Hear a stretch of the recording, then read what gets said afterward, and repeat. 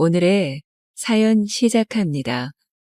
지옥 같은 회사 생활을 하며 월급의 노예가 된 지 벌써 5년째 다른 회사 동료들과 친구들의 SNS에 올라오는 화려한 일상 사진들을 보며 부러워하는 삶을 살아가고 있었죠.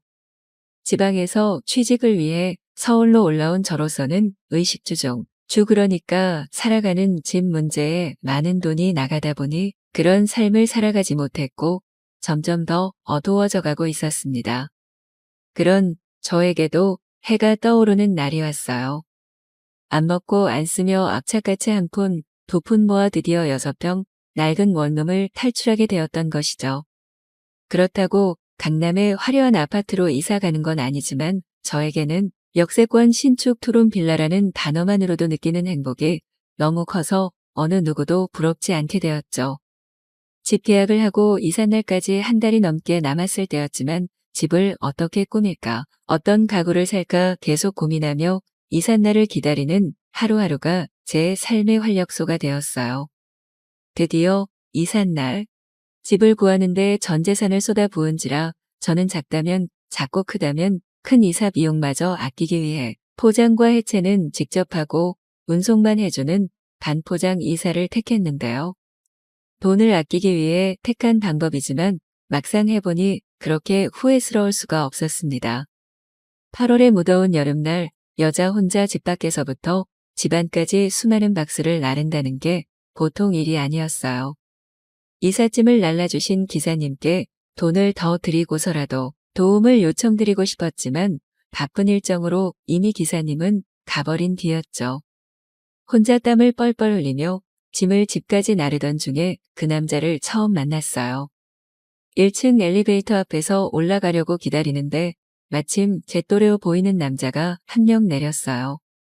그 남자는 엘리베이터에서 내리고 나가려다가 짐 나르는 저를 잠시 지켜보며 우물쭈물하고 있더군요.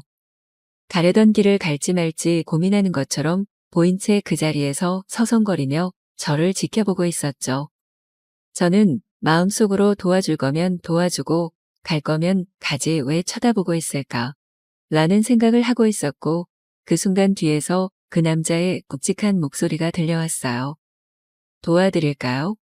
강한 햇빛 때문이었을까 순간 불어오던 살랑거리는 바람 때문이었을까 너무 힘들어서 작은 도움에 감동해서일까. 그 순간 그 남자에게 호감이 생겨버렸어요.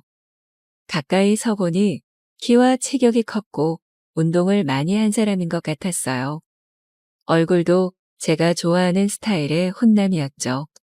잠깐 그 남자를 가만히 바라보던 저에게 남자는 도와준다고 했지만 싫다면 가겠다고 하였죠. 예의가 있는 남자였어요. 그런데 문제가 하나 있었죠. 그 남자에게 보인 제 모습은 이삿짐을 반 정도 나르는 동안 땀범벅에 머리는 엉망이고 화장도 하지 않은 못볼 꼴이었던 것이죠. 이런 꼴을 보여주는 게 너무 민망하고 창피했지만 도와준다는 말에 너무 감사하다고 말하며 정신줄을 잡고 덥석 도움의 손길을 받아들였죠. 무거운 짐들을 번쩍 들어올려 순식간에 집안까지 옮겨놓는 그 남자의 모습을 보며 집에는 남자가 있어야 한다는 어른들의 말씀이 괜한 소리가 아니라는 것을 다시 한번 생각하게 되었죠. 저 혼자 했다면 3시간 더 걸릴 일을 30분도 안 돼서 끝내게 되었으니까요. 짐을 다 나르고 그 남자에게 바로 감사 인사를 전하고 싶었지만 그 남자는 이제 끝났으니 가보겠다는 말과 함께 호련히 사라져 버렸어요. 집 앞에서 우연히 마주친 힘들어하는 저를 보고 본인 일처럼 도와준 사람에게 감사 인사도 제대로 전하지 못해 마음에 걸렸지만 일단 집안에 쌓인 이삿짐 정리가 우선이라는 생각이 들어 다른 생각은 나중에 하기로 했죠. 이사 온 첫날 저는 녹초가 된 몸으로 짐 정리를 어느 정도 마친 뒤 샤워를 하기 위해 화장실에 들어갔어요. 몸을 씻는데 이상하게 공허함이 느껴지며 아까 그 남자가 자꾸 생각났어요. 자꾸 그 남자의 몸을 상상하게 되고 사랑을 나누면 어떤 느낌일까 생각하며 혼자 해버리고 말았죠. 조금 있다가 몸이 진정되고 곰곰이 생각해보니 그 남자의 이름, 나이, 연락처 같은 정보도 모르고 이 건물에 사는 사람인지도 확실하지 않았죠. 잠깐 친구 집에 놀러 왔을 수도 있으니까요. 이럴 줄 알았다면 감사 인사를 하며 연락처라도 빠르게 물어볼 걸 하는 후회가 남았어요. 다음 날이 되니 이사 온 집이 더 마음에 들었어요. 방도 2개가 되어 옷과 짐들을 따로 보관할 수 있었고 거실도 넓어 아침에 TV를 보며 제가 좋아하는 요가를 할 수 있었죠. 햇볕과 바람이 잘 들어서 여름에는 시원하고 겨울에는 따뜻하게 보낼 수 있을 것 같았어요. 하지만 장점만 많은 줄 알았던 이 집에 한 가지 단점이 생겼어요. 매일 밤 10시쯤만 되면 어디선가 반복적으로 무엇을 찢는 소리가 들렸죠. 마치 커플이 사랑을 나눌 때 나는 소리처럼요. 혹시 위층에 신혼부부가 사는 게 아닐까? 저녁만 되면 운동을 하는 사람이 있나 드럼을 연주하는 사람이 사는 걸까? 다양한 추측을 하며 며칠을 견뎠지만 어느 순간 반복되는 그 소리에 일상이 방해되고 있었죠. 일상이 방해되니 점점 화가 났고 더 이상 참을 수 없었던 저는 밤 10시에 그 소리가 들리자마자 위층으로 뛰어 올라가서 한 소리 할 요량으로 씩씩거리며 벨을 눌렀어요. 그런데 놀랍게도 문을 열고 나온 사람은 이삿날 저를 도와준 그 남자였죠. 그 남자는 저에게 아는 척을 하며 무슨 일이시냐고 물었지만 저는 너무 당황해서 찾아온 진짜 이유를 말하지 못하고 아래층에 살고 있는데 층수를 착각해서 벨을 눌렀다는 말과 함께 죄송하다는 말을 남기고 집으로 왔어요. 층간소음을 해결하러 갔더니 저의 상상을 자극하고 지난 아쉬움을 남겼던 바로 그 남자가 살고 있는 아이러니한 상황이었죠. 그 후로 며칠은 그 남자를 생각하며 참았어요. 하지만 아무리 참아보아도 일상생활이 힘들어져 결국 저는 다시 위층으로 올라갔어요. 역시나 그 남자가 나와 벨을 또 잘못 누르셨냐고 생글생글 웃으면서 말하는 바람에 순간 다시 아무 말도 못하고 집으로 돌아올 뻔했지만 저는 층간소음에 대해 설명했어요. 매일 밤 10시쯤 콩콩거리는 소리가 계속 들리는데 혹시 아는 게 없는지 물어보니 갑자기 놀라며 설명을 해주었죠. 아마 매일 밤 10시쯤 홈 트레이닝을 한다고 전자 줄넘기를 하는데 그게 원인인 것 같다고 말했죠. 매트를 깔고 운동해서 소리가 날 줄 몰랐다며 정말 미안하다고 계속 사과를 했어요. 진심으로 고개 숙여 사과까지 하고 앞으로 다시는 그 운동을 하지 않겠다고 하니 저는 금세 화가 풀리고 오히려 그렇게 미안해하는 남자의 모습에 내가 너무 심했나 하는 생각이 들었어요. 어쨌든 문제가 해결됐으니 집으로 다시 돌아가는데 처음 이삿날과 같이 지난 아쉬움이 남았어요. 이대로 돌아가면 후회를 할 것 같았죠. 저는 용기를 내기로 했어요. 남자의 집 앞으로 다시 가서 불러냈고 이렇게 위아래로 사는 것도 인연인데 친구로 지내자며 연락처를 물어봤어요. 남자는 거부감 없이 연락처를 주었고 그렇게 우리 인연이 시작되었죠. 그 남자와 계속 연락을 하며 저는 더 빠져들고 말았죠. 대화가 정말 잘 통했고 유머 감각과 위트까지 갖춘 남자였어요. 저는 정말 적극적으로 다가갔고 그 남자는 저를 밀어내지 않고 잘 받아주었고 얼마 지나지 않아 우리는 연인이 되었어요. 연인이 된 후로는 집이 가까워 급속도로 가까워지기 시작했죠. 데이트가 끝나고 헤어지기 아쉬워하는 연인에게는 집이 가깝다는 점이 최고의 장점이었죠. 그렇게 우리는 매일 밤 위아래층을 오가며 밤낮으로 사랑을 나눴고 욕구가 강해 외로움을 느끼던 저를 완벽하게 만족시켜주는 최고의 남자친구였죠. 더할 나위 없이 행복한 하루하루를 보내고 있어요. 사귄 지 3년쯤 되는 지금 남자친구와 결혼 약속을 하였고 위층으로 살림을 합치게 되었어요. 한 번은 남자친구에게 처음 만난 날 왜 도와줬냐고 물었더니 땀에 범벅되어 힘겹게 박스를 옮기려는 그 모습이 너무 예뻐 첫눈에 반해버렸고 최선을 다해 저를 도와준 뒤 번호를 물어보고 연락하고 싶었지만 내성적인 성격 탓에 부끄러워서 도망치듯 사라져 버렸다고 하였어요. 그 후로도 우연히 마주치진 않을까 집 밖을 의미 없이 서성이며 기다렸는데 한 번도 만나지 못해서 너무 아쉬웠다고 하였어요. 저랑 같은 마음을 가진 채 기다렸다는 남자친구의 말에 운명이란 이런 것일까 하는 생각을 종종 하곤 합니다. 운명을 기다리는 여러분은 우연한 기회를 놓치고 후회하지 마시고 적극적으로 다가가길 바래요. 안녕하세요. 저는 지방에서 장사를 하고 있는 40대 후반 남자입니다. 전생에 죄를 많이 지었는지 아이는 없고 아내는 7년 전에 하늘나라로 갔습니다. 20년 가까이 같이 살던 아내가 하루아침에 교통사고로 하늘나라로 가면서 저는 한참 동안 힘든 시간을 보냈습니다. 다니던 회사도 그만두고 하루 종일 집에서 처박혀서 술을 마시거나 아내의 영정사진을 보면서 울거나 하늘만 보면서 멍하니 있었습니다. 그러던 어느 날 장인 장모님께서 찾아오셨고 정말 오랜만에 집 밖에 나와서 제대로 된 밥도 먹고 머리도 잘랐습니다. 저는 슬픔과 외로움 속에 갇혀서 하루하루가 지옥 같았는데 집 밖의 세상 사람들은 아무 일도 없다는 듯이 다들 열심히 살아가고 있었습니다. 그날 이후로 장인 장모님은 종종 찾아오셨고 그렇게 저는 다시 현실 세상으로 돌아올 수 있었습니다. 사연을 쓰면서 생각해보니 장인 장모님께서 저보다 더 힘들고 속상하셨을 텐데 철없는 사위까지 걱정거리가 되어드린 것 같아서 너무나 죄송한 마음이 듭니다. 다니던 회사를 다시 찾아가 보았고 제 사정도 잘 알고 상황도 이해는 되지만 복직은 안 된다고 하였습니다. 그렇게 여러 곳에 취업의 문을 두들겼지만 40대에 특별한 기술과 경력이 없다 보니 잘 되지 않았습니다. 결국 창업에 눈을 돌렸고 아내의 사망보험금과 집 대출을 최대한 받아서 창업을 하게 되었습니다. 최대한 많이 알아보고 신중하게 골라서 시작한 창업이라서 그런지 처음부터 나쁘지 않은 매출이 나오기 시작했습니다. 하지만 얼마 되지 않아서 전 세계적으로 질병의 문제가 생기면서 제 가게도 영향을 받기 시작했습니다. 갚아가던 빚은 다시 늘어나기 시작했고 결국 아내와 평생을 일해서 산 집이 경매로 날아갈 위기까지 왔습니다. 장사를 접어도 경매를 막기에는 턱이 부족한 돈이어서 망연자실해 있을 때 장인 장모님의 도움으로 집도 지키고 당분간 가게를 버틸 자금도 마련하였습니다.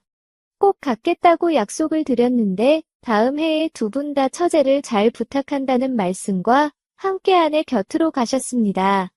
저보다 20살이나 어린 처제는 하염없이 울기만 하였고 아내를 보냈을 때 저처럼 눈에는 아무런 희망과 영혼이 없어 보였습니다.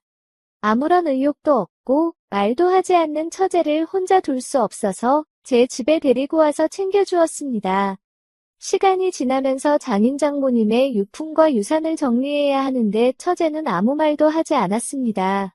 결국 처제에게 동의서만 받아서 제가 알아서 유품도 정리하고 유산도 나누었습니다. 특히 유산은 제가 장인 장모님께 도움받았던 금액만큼 처제가 더 받아가도록 정리했습니다. 다 정리한 결과물을 보면서 처제도 고맙다고 하면서 잘 마무리가 되었습니다. 시간이 지나고 처제는 다시 자기 집으로 돌아갔습니다. 집으로 돌아간 이후에 처제와는 가끔씩 연락만 주고받거나 장인 장모님 미단에 기일과 명절에 만나는 것이 전부였습니다. 그런데 작년 이맘때쯤부터 자주 찾아오기 시작했습니다. 가게 근처로 외근 나왔다가 지나가는 길에 들렸다고 하거나 퇴근하는 길에 아내 생각이 나서 맥주 한 잔 같이 하려고 왔다고 하거나 이럴 때까지 그럴 수 있다고 생각을 했는데 갑자기 제가 잘 지내고 있는지 걱정이 돼서 왔다고 할 때는 정말 너무 수상했습니다. 그렇게 10번 가까이 오고 난 이후에 솔직하게 할 말이 있다면서 이야기를 꺼냈습니다. 내용은 간단했습니다. 회사를 다니면서 주변 지인의 추천으로 코인 투자를 해보았고 소액으로 하면서 나름 재미를 본 것 같았습니다. 그래서 처제가 모은 돈을 전부를 코인에 투자를 하였고 제법 큰 수익을 봤다고 하였습니다. 그러고 나니 직장 생활에 회의감도 들고 때마침 갈구던 상사도 마음에 안 들고 해서 퇴사를 하였답니다. 본격적으로 집에서 코인 투자를 시작했고 벌기도 하고 잃기도 하면서 욕심과 망상은 점점 더 커지면서 퇴직금 민 유산까지 전부 다 코인에 투자를 하였고 그것이 완전히 복구가 안 될 만큼 망했다고 하였습니다. 그런데 살던 집에 월세 및 공과금도 내야 하고 먹고 쓸 생활비는 있어야 하니 마이너스 통장도 만들고 긴급 생활비 대출도 썼는데 버는 수입은 없고 코인은 계속 적자를 내고 빚은 계속 늘면서 원룸에 나와서 현재 친구네 집에서 신세를 지고 있다고 하였습니다. 그런데 당분간만 지내다 간다던 처제가 몇 개월이 지나도 안 나가고 월세 및 생활비를 내는 것도 아니다 보니 친구도 지쳤는지 이런저런 이유와 핑계를 대면서 처제 보고 나가달라고 했답니다. 그런데 이미 처제 친구들 사이에서도 소문이 쫙 나서 처제를 받아주는 친구도 없고 어디 갈 곳도 갈 돈도 없다 보니 저한테 찾아온 것이었습니다. 아내가 있었으면 처제의 등짝부터 때리면서 엄청나게 잔소리를 했겠지만 오죽하면 저한테 찾아왔을까 싶어서 아무 잔소리 없이 그날 바로 처제 친구네 집에 가서 그동안 고마웠다고 하면서 선물을 주고 처제의 짐을 챙겨서 나왔습니다. 그리고 장인 장모님께 받았던 고마움이 있었기에 1초의 고민도 없이 처제의 대출을 다 갚아주었습니다. 당분간 쉬면서 일자리도 알아보고 돈은 다시 벌면 된다고 하였습니다. 처제도 알았다면서 열심히 살겠다고 저와 약속을 하였습니다. 하지만 처제는 조금만 다니고 그만두는 것을 반복하였고 이미 큰 돈을 쉽게 버는 것에 취해 있어서 그런지 성실하게 회사 다니는 삶을 적응하지 못했습니다. 결국 돈이 어디서 난 건지 다시 집에서 코인 투자를 하기 시작했고 역시나 그 투자의 결과는 손해와 또 다른 빚으로 끝이 났습니다. 처제는 매일같이 술을 마셨고 처음에는 혼자 방에서 스스로는 자책을 하더니 나중에는 저에게 화를 내기 시작했습니다. 빚을 안 갚아준다며 화를 내고 장인 장모님 유산을 제가 공평하게 나누지 않고 처제 몰래 다 빼돌려갔다는 억지를 부리면서 자기 인생이 망했다며 경찰에 신고도 하고 큰 소리로 울면서 말도 안 되는 거짓말을 해가면서 사람의 피를 말립니다. 이제는 아파트 단지 안에만 들어서면 동네 사람들이 저만 쳐다보고 뒤에서 수군거리는 것 같아서 일부러 밤늦게 퇴근하고 새벽 일찍 출근합니다. 장사하는 입장에서 소문과 평판은 곧 매출과 이익에 영향을 주기에 혹시라도 처제의 거짓말과 억지가 사실인 것처럼 소문이 날까봐 매일 걱정이 됩니다. 또 처제에게 돈을 준다고 완전히 해결될 일도 아닌 것 같고 그냥 이대로 지내자니 결국엔 제 생업도 포기해야 될 것 같습니다. 그래서 처제를 내쫓고 아무도 모르는 곳으로 이사까지 고민해 보았습니다. 최근 들어서는 처제가 저에게 몹쓸 짓을 당했다는 듯이 말을 꾸며내기 시작했습니다. 인터넷을 찾아보니 절대 몹쓸 짓을 안 했다며 억울함을 호소해도 확실한 증거가 없고 여성이 피해자라고 우기면 일단 남자에게 불리한 상황이 벌어진다는 글이 너무 많은 것을 보고 나서 곧바로 집에다가 CCTV를 설치했습니다. CCTV가 있어도 어떤 문제가 생길지 모른다는 생각에 이제는 처제랑 집에 있는 것이 불편합니다. 아무래도 어떻게든 결론을 지어야 할 것 같은데 장인 장모님이 마음에 걸립니다. 조용히 잘 끝낼 수는 없는 걸까요? 오늘의 사연은 여기까지입니다. 구독과 좋아요, 알림 설정 부탁드립니다.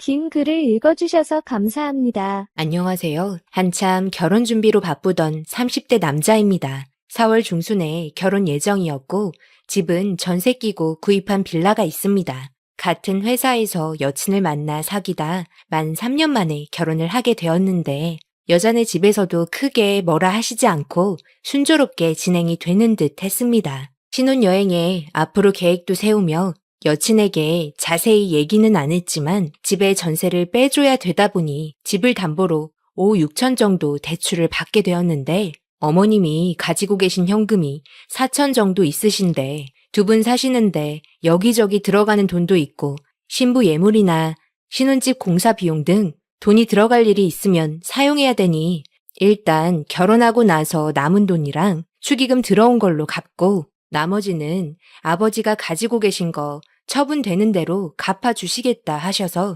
크게 신경 쓰진 않았고 이자만 저희가 부담하는 걸로 하고 마무리되었습니다. 신혼집 공사 문제로 여자친구는 신혼집인데 전체적인 인테리어 공사를 원해서 인테리어 업자에게 여자친구가 원하는 대로 견적 의뢰하니 약 2천 가까이 나오더군요. 부모님도 아예 공사를 해주지 않으신다는 건 아니고 욕실, 도배, 샤시, 주방 리폼 정도는 생각하셨습니다.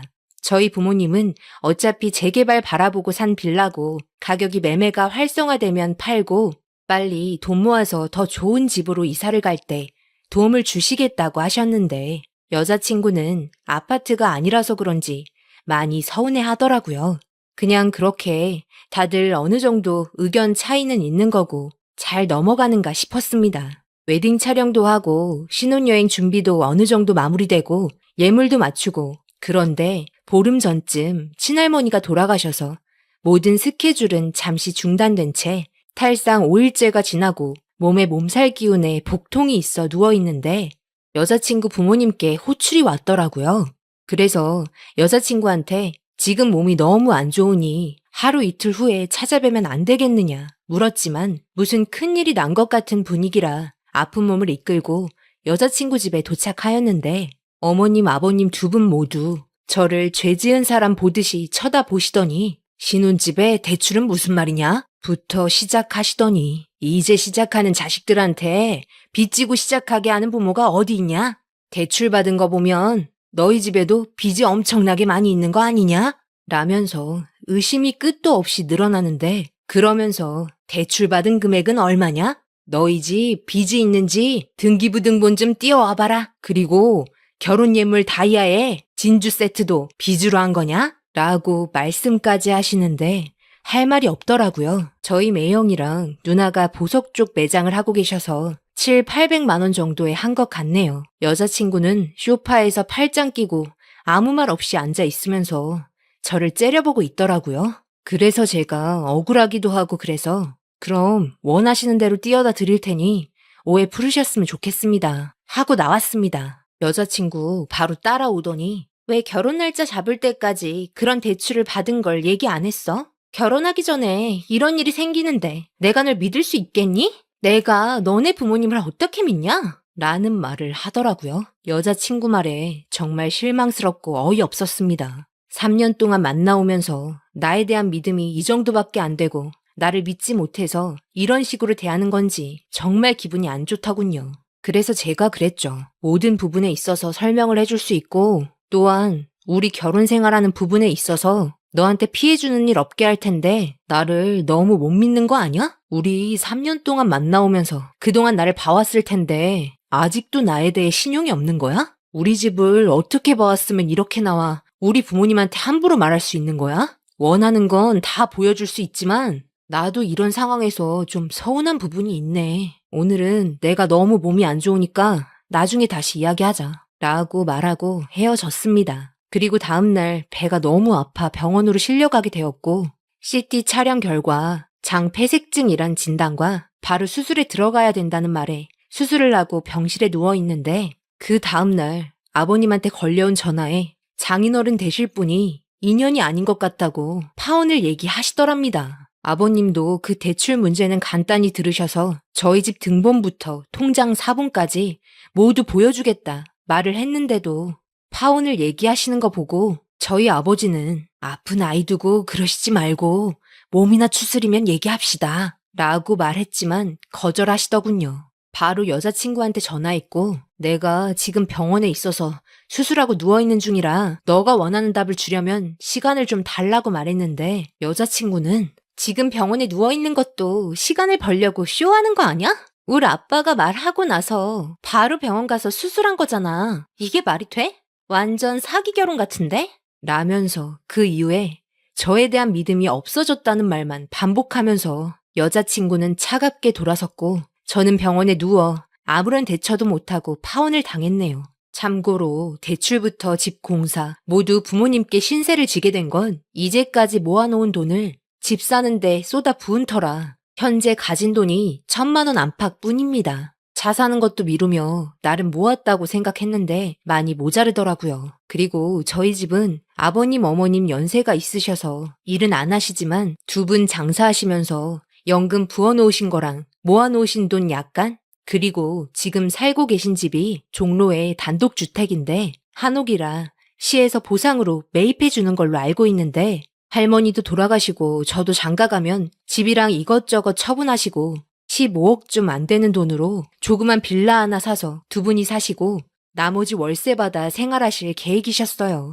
노후는 두 분이 알아서 준비해 놓으신 편이고 오히려 집 팔고 저희 이사 갈 때 모자르는 거 좀 보태주실 생각이셨습니다. 여자친구 집은 아버님이 예전에 사기 맞으셔서 재산 다 날리시고 공사 일까지 하시며 벌어서 사놓은 빌라가 전부이고 지금 하시는 일도 시에서 운영하는 건물 관리해 주시며 한 달에 얼마 안 되는 월급으로 두 분이 생활하시고 계시는 상황이며 아들은 없으시고 딸만 둘입니다. 아무래도 몇 년 후부터는 어느 정도 도움을 드려야 될 것 같은 상황이었죠.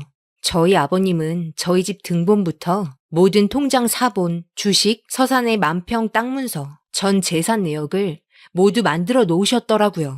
땅도 팔고 정 힘들면 아파트 이사 가게끔 도와주려고 했는데 상황이 이렇게 되어버렸다면서 몸 추스리면 가져가서 저 억울한 거나 풀고 오라 하는데 사실은 아버지가 앞에서 힘든 내색은 못하시고 끙끙 앓으신 것 같더라고요. 그런데 퀵 하나가 와서 받아서 봤더니 제가 줬던 물건들이 들어있더라고요. 집에 컴퓨터 고장났다길래 쓰던 노트북, 결혼할 때까지 쓰라고 줬던 거랑 버버리 가방이랑 커플링, 목걸이, 발찌에 옷들은 다 어디 갔는지 모르지만 연락은 받지도 않고 뭔가 대화를 해봤으면 하는데 카카오톡, 문자 아무런 답도 없더니 퀵으로 보낸 물건에 쪽지 하나가 있더군요. 나는 이 결혼 너무 싫고 지금 있는 빌라에도 들어가기 싫다. 나는 아파트가 좋지. 그런 구질구질한 곳에서 인테리어 조금 바꿔서 신혼집으로 시작하기 싫다. 읽고 있는 내내 이게 뭔가 싶고 그전부터 아파트에 살고 싶다는 얘기도 했었고 현재 신혼집을 마음에 안 들어 하는 것도 있었지만 이렇게 싫어할 줄 몰랐네요. 결국 제 생각에는 아파트에 들어가기 싫어서 꾸민 계획 같다고 생각만 들더군요.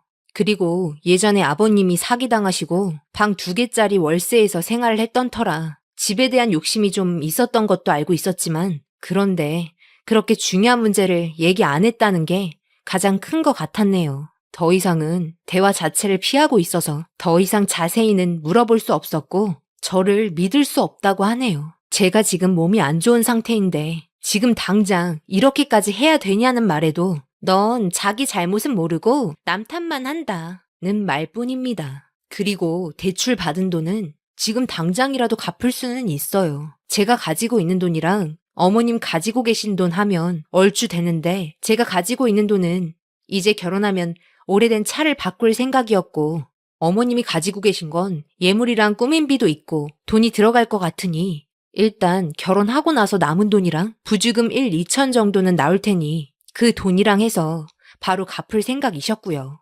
그리고 예단 예물 줄여서 갚으라고 하셨는데 저희 여자 쪽에 예단 500 받기로 한 거 말고 저희 부모님 옷 한 벌도 안 받으시겠다고 사양하셨어요. 여자 예물 700 정도에 화장품, 한복, 정장, 지갑, 가방, 금놀이개, 쌍가락지 준비하셨고요. 제가 받기로 한 건 그냥 현금으로 500 주신다고 하시더라고요. 한복, 정장, 시계, 반지 하라고. 그 외에는 저희 살림만 딱 하기로 했습니다. 신부한테 주는 건 저희가 어느 정도 생략하려 했는데 어머님이 부모 없는 결혼하는 것도 아니고 본인이 능력되는 만큼은 해주시겠다고 하셨으면서 예물할 때는 여자 것만 다 골라놓고 저한테는 처가에서 반지 해주시겠다 얘기도 없으셨고 그냥 네 건 생략하라고 하셨고요. 어찌됐던 내 능력이 좀 더 좋았으면 이런 일도 없었겠지만 이런 일들을 세세하게 앞으로의 계획을 설명하지 않은 제 탓이겠죠. 뭐 일단 지금은 퇴원도 했고 몸 추스리고 부모님이랑 얘기도 많이 했는데 제 마음도 술이라도 먹었으면 전화를 해서 뭐라 했을지 모르지만 병원에서 열을 입원해 있으면서 술은커녕 꼼짝도 못하고 생각 정리했더니 남들이 참 쿨하다고 할 정도로 마음 정리가 어느 정도 되더라고요. 그래서 아버지께서 주신 전 재산 내역을 여자친구한테 퀵으로 보냈죠. 그리고 저도 똑같이 한마디를 쪽지에 적어서 보냈습니다. 아버지께서 재산 처분하고 아파트 해주신다고 했었대.